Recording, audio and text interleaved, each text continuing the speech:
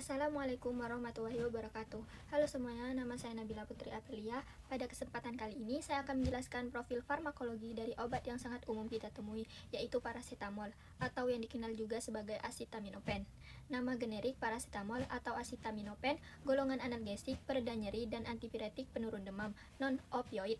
Indikasi utama digunakan untuk meredakan nyeri ringan hingga sedang seperti sakit kepala, sakit gigi, nyeri otot, serta menurunkan demam pada berbagai kondisi infeksi. Di dalam tubuh kita ada enzim yang namanya CHOX. Enzim ini berfungsi membentuk zat yang disebut prostaglandin. Parasetamol bekerja dengan menghambat sistem prostaglandin di otak melalui penghambatan enzim CHOX. Prostaglandin merupakan mediator yang berperan dalam timbulnya nyeri dan meningkatkan suhu tubuh. Dengan menurunnya kadar prostaglandin, maka ambang nyeri meningkat hingga rangsang nyeri tidak mudah dirasakan dan timbul efek analgesik.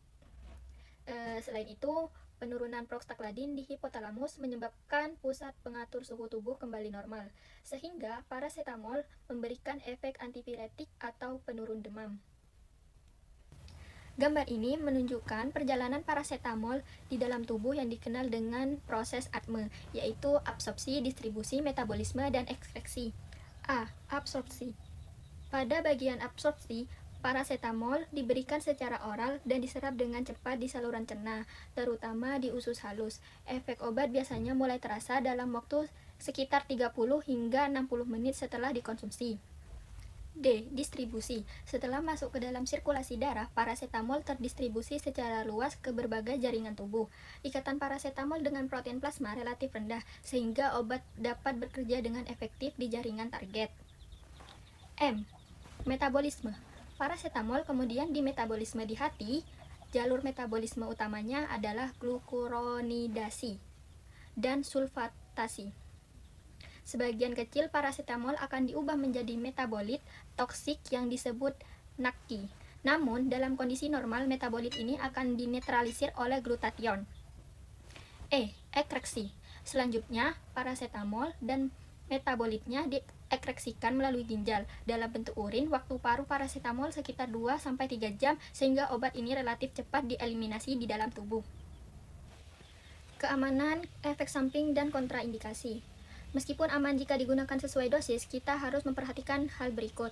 Efek samping utama umumnya ringan, namun penggunaan dosis tinggi bisa menyebabkan overdosis, dapat menyebabkan hepatotoksisitas atau kerusakan hati yang fatal. Kontraindikasi pasien dengan gangguan fungsi hati berat atau hipersensitivitas terhadap parasetamol. Kategori kehamilan masuk dalam kategori B, artinya studi pada hewan tidak menunjukkan resiko pada janin dan dianggap relatif aman untuk ibu hamil, namun tetap harus sesuai anjuran dokter. Interaksi obat. Satu interaksi obat yang signifikan secara klinis adalah antara parasetamol dengan warfarin, obat pengencer darah. Penggunaan parasetamol dosis tinggi secara rutin dapat meningkatkan efek antikoagulan dari warfarin, sehingga meningkatkan resiko pendarahan pada pasien.